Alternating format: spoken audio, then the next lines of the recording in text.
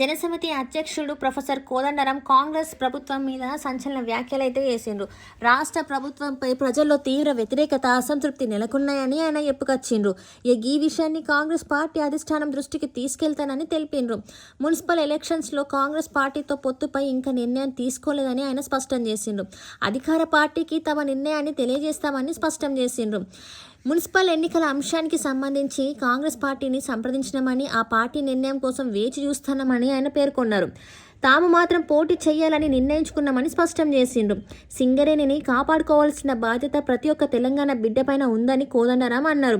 ఎట్టి పరిస్థితుల్లోనూ సింగరేణిని కార్పొరేట్ శక్తుల చేతుల్లో బందీ కానివ్వబోమని ఉద్ఘాటించిండ్రు.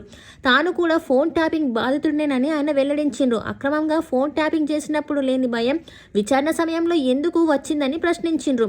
అమరవీరుల త్యాగంతో సాధించిన తెలంగాణలో ప్రజలు 10 ఏళ్లు అధికారం ఇస్తే బీఆర్ఎస్ ప్రభుత్వం అవినీతికి పాల్పడ్డదని ఆయన విమర్శించారు.